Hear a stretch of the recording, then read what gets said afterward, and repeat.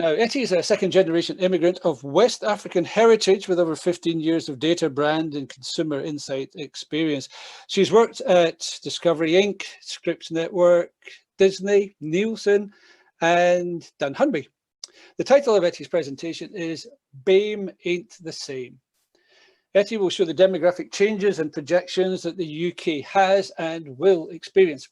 She'll illustrate growing spending power, particularly amongst those of mixed ethnicity, giving examples of commercial successes from inclusive organisations. We need to move beyond seeing BAME as one group, and it's more than box ticking to meet an ethnic quota or having different faces on the screen. Ettie, can I invite you to take the mic? Yeah, good morning, everyone. Good morning. So I'm going to be talking a little bit about how we need to find the nuances in the way that we talk about the BAME category. And this presentation's less of a case study and actually a little bit more about how we think differently to expand our universes to produce more robust research. So just to reassure you, this presentation will not be a lecture on how you're doing this all wrong. Actually, I think part of what I want to do here is explain about why the way we think of other is actually quite normal, but also explain about why we need to make an effort to get out of our frame of references. And I just want to leave you with some easy steps that will help just step out of our usual ways of thinking and exercise how we think of other, especially when it comes to the ethnicities that are not white.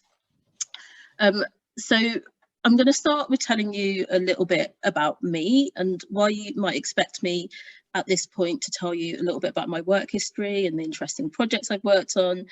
We can save that for another day. So instead, I am going to talk about cherry spiders. So when I was 3 years old, I discovered the mythical cherry spider. They would crawl up through the cracks in the decks of our garden, and I was fascinated by them. Apparently, I tried to eat them and claimed they tasted like cherries. I wasn't the smartest kid. As I got older, I can't remember exactly when, but I was shocked to find out that the rest of the world had given the delicious cherry spider the dull name of ants. So apparently I ate ants as a toddler. So the rather long-winded point I am making is that about 36 months of life on this planet, my reference of insects was really limited. To me, every insect was a spider because that's all I knew back then. Spiders, so everything that I saw was based on a spider. So, you know, sometime in the 80s, I had one reference to spider. Now I've got lots. But there's still this unknown universe I don't know. And if I ever needed to know more about insects, I'd need to expand that and develop a bigger frame of reference over time. So we are all subject to our references and the universes and categories we've created. But like I said at the beginning, you're not doing anything wrong. We're wired to do that. Our brains are wired to create cognitive biases. It makes things easy for us. And our brains make sense of things depending on previous experiences and things. And when we're faced with issues like diversity, it's a really human temptation to make things binary and talk about white and other. So our brains, so why are our brains hard back though? But basically it's really calorie efficient. So we are born to simplify information by focusing on the stuff that we think is important. We make connections of information, we know and also we categorize, and that's actually one of the most important elements of learning. And this is really great when it comes to things that we do daily, like driving, walking, or cycling. We don't need to think about how we breathe or how to ride a bike. And it's fine if you want to stop if you want to stop learning new things, which I doubt is the case for anyone on this Zoom session. So it becomes really problematic when we're not exposing ourselves to new information, and our thinking becomes quite binary, and we start to develop cognitive bias that don't actually serve us very well. So we have choices. We don't have to think differently or expand our frame of reference, but I want to focus a little bit about why it's really important for the research industry that we do. So I want to give some examples of the impact to some of the work that you may do, and why it's important to think differently about some of the categorization of ethnic groups that are in place now, and how it can negatively impact some of the work you do, but also fail your clients. And not to get too depressing, but it can fulfill society at large if we don't make an effort to get outside of our frame of thinking and understand the nuances of different groups. So I'm going to look at some specific areas. We'll look at social research, some of the commercial research that you may do, and some of the marketing and creative implications, to try and cover a broad spectrum of why we need to try and break up some of these broader categories that just don't serve our research very well. So I'm going to start with the implications on social research. And in some ways, this is the most important area to get things right. The BAME category in this sector is really reductionist at best. And just for some perspective, if you are doing research in any research in London, London is one of the most diverse cities in the world. There are over 250 languages spoken. And while I'm not suggesting you need to understand 250 different ethnicities, it becomes very problematic when we are talking about broader issues that may affect different ethnicities when we start to use the BAME category like this. And I think one of the specific examples is actually quite recent, and it comes to when we looking at the risk of COVID and lumping every ethnicity that is not white into one group. So according to the University of Oxford research, the Black Caribbean ethnic group are most at risk of dying of COVID, where actually Chinese ethnic groups are actually statistically far less likely to die from COVID than white people. And we know by various studies done recently that there's actually a really strong correlation between poverty and COVID. So COVID thrives where poverty reigns. So misleading headlines about BAME death rate really failed to recognise what was really going on with the data, and missing the social nuances of the levels of poverty amongst some ethnic groups, and the fact that some ethnic groups are proportionally more likely to work in frontline services, not be able to shield, and actually be in poverty. And the BAME category also misses the social nuances of social exclusion. There are social issues faced by different groups within the BAME category, and they're really vast. So Black people in the UK are more likely than Asian British people to face homelessness. They're more likely to be stopped by the police and excluded from education. But as you'll see in Steve's presentation, social exclusion isn't exclusively Black either. So in social research, it's really important to get beyond these wide categorizations, because in all honesty, the implications is that they are life or death. Okay, so let's move on to the more upbeat sectors. So in terms of commercial research, the BAME category, like if you look at the BAME category, it misses out. There's a potential of missing out some really strategic key commercial opportunities by lumping all of these groups together. One of the specific areas that I've worked a lot in is how we maximise opportunities during high holidays. So working in TV, there was always a different viewing habits and change over specific holidays, which were very broad and we can maximise on. But when you work in a sector that is more specific, like FMG, for example, you might want to take advantage of things like Diwali by having offers on rice and certain type of ethnic foods. But if you again lump everything into one category, you could miss out some opportunities like World Jollof Rice Day, which is in August. And if any of you know or are of West African heritage, you will know that that is a big thing, and there's actually a lot of fights amongst West African countries about who makes the best jollof rice, and it's Nigeria, if any of you wanted to know. And there's also, from the commercial perspective, understanding specialist groups with higher than proportional spend. So a big category is the hair category. So Black African Caribbean women spend 6 times more on hair care products than any other ethnicity. And I think a lot of times people talk about the BAME category spend when it comes to hair care, but this is really driven by a specific group within the BAME category who need to find specialist products for their hair. So it's really important, again, to really start to break out some of those specific generalizations and actually to look more deeply in the group. And then the other aspect is really recognizing the impact of things like early adoption in tech. So there is a bit of an intersection with your income and your early adoption, but when you start to look at people in the same income groups from different ethnic groups, you will see that there's actually, especially in America, a more of a likelihood for Black men, for example, to adopt like tech products earlier than other groups. But you really need to start to look at the nuances of income and ethnicity in that case, and just lumping again everything into one monolithic group doesn't really help you identify opportunities commercially.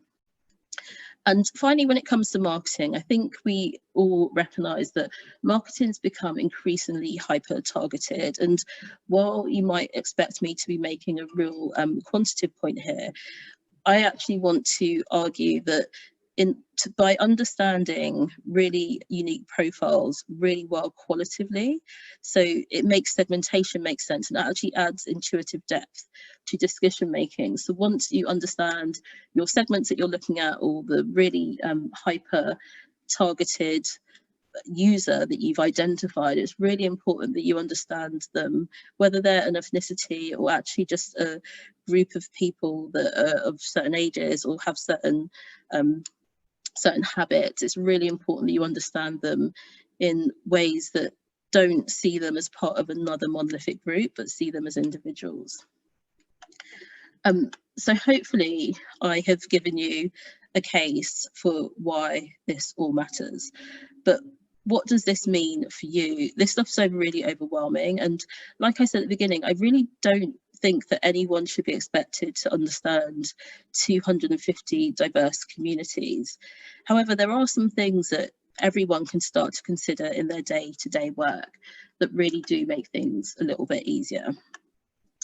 So the first thing is really knowing your blind spots and knowing that it's okay to have blind spots. We all come from a point of our own bias, and I think there's a real temptation to deny that and I guess try and be as open-minded as possible, but sometimes that's not always the answer. It's really important just to get comfortable in some ways with some of your own blind spots, understand your own perspective and the biases, and create structures and filters around you that help. A good example of this is some work that I did in Italy. So I think some of you will know Italy's one of the most diverse European countries. It's got a completely different feel for the north of Italy than the south of Italy. That doing any work in that country really requires you to understand some of your regional blind spots. So some of the things that you might not know about how masculinity operates in the south of Italy to the north of Italy. And to do that, you need to create structures around you that actually help you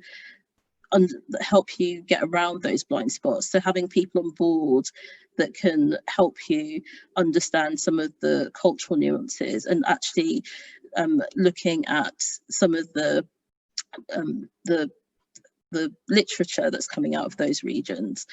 And the other important thing is to also run your research briefs through your blind spot filter. So if you know that you are you're of a certain ethnicity and you are researching people of a different group, I'm not necessarily saying you need to have a person of that ethnicity to help you with your brief, but what you should probably do is run your brief through that blind spot to see if you do need somebody of a different ethnicity to help with that brief. The second thing is to really get your team right. And again, this is not a point on inclusion and diversity. It's actually about how you get your team right on specific projects. So if you are dealing with an agency, it's really good, as Conrad mentioned earlier, to really challenge them and ask them questions about how they ensure not just diversity of people on their team, but things like diversity of thought. So have they got more than one person working on a specific set of focus groups, and are they going to be discussing this with other people? And to develop support structures that reach outside of research as well. So other teams, from your IT teams to your marketing teams, may have a really useful voice in terms of getting outside your frame of reference. And it's also really important to actually demand some diverse voices from the agencies you work with. And again, I'm not saying that you need to ask your agency to make sure there's a person of a specific ethnicity on their team, but understand the voices that they're using and the way that they're coming up with their insights, and be really challenging with them. The other thing is to really tour someone else's universe. So focus on methodologies that let you see someone else's world. A good example of this is some work that I did in South Africa, where again, some of the language in which certain ethnicities are talking about are just really broad, and it's really difficult to understand groups without really just stepping into their world. So we did a project where we just got them to just film some of their real day-to-day life. It was specifically for a lifestyle channel, so we wanted to get their take on some of the ways that they had designed their living areas and their rooms, and it was a real interesting step into someone else's world that was given even more credence by the fact they filmed it themselves. So there wasn't any I guess they felt that they were by themselves, so they really let us into their worlds in a really intimate way. And the other thing is to really listen and attend as much qualitative research as possible. So the more you listen to your customers and your consumers of different ethnicities, the more you kind of understand where people are coming from. And my final point on that is really important to also meet your viewers, listeners and customers and see them in person. And then the other really important thing is not to get too obsessed about all of this. You need to keep track of the brief, and none of the world's problems are solved in one research project. You need to keep track of the key questions that impact your business and consider diversity in the framework of the question that you're actually trying to answer. And that's it from me. Actually, no, that's not it from me. There's one bonus, which I forgot about, is to just get uncomfortable. So like I think we've all said, is that you kind of have to be brave with some of this. I think actually choosing to do this and choosing to think differently is one of the most important things that you can do. You don't have to get everything right, but as long as you've chosen to make that choice to do things differently, I think that's the most important thing. So we'll hand back over to Tom now. Ella, super, lovely presentation. You could listen to your voice all day.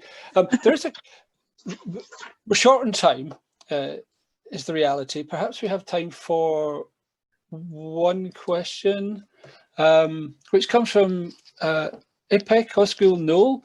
It's a tricky question. How do you make sense of the intersectionalities in this respect? Do you have any pointers for how we can best make sense of these intersectionalities, or how we can, if we can, distinguish between the impact of all these different elements? But IPEC's really going on to say, when you're trying to understand a particular aspect of social, financial exclusion, how we bring in the lenses of who's a citizen, not a citizen, migrant background or not, income levels. I think really the question is saying, this sounds really complex. Where do you start? That is a really tough question. I think you really start by getting your team right, actually. And I don't think that understanding the intersections of all of these different things is necessarily going to be about your methodology or your research, but actually how you structure the project in the first place to encompass some of these things. I think some of the research that's been done around COVID has been really interesting, because I think it's been interesting that it's been easier for news to specifically jump on specific headlines around the BAME effects. But actually, once you start to look at the nuances and you've got the right people asking the right questions, we realise that there's a really big issue with poverty amongst specific groups, and that's actually the issue. And I don't think you can answer those sorts of questions unless you have the people in the teams that are actually thinking a little bit differently about this and not looking at kind of the binary ones and zeros of results and actually thinking about why that's a 1 or that's a 0. I'm not sure if that completely answered the question, but I think my overall point is that you need to get the right team that asks the right questions. Yep, nope, that's cool. I mean, of course, everyone, we could come back to ask more questions of Ettie later in the session. So Ettie, thank you for now. Really lovely presentation. Thoroughly enjoyed that.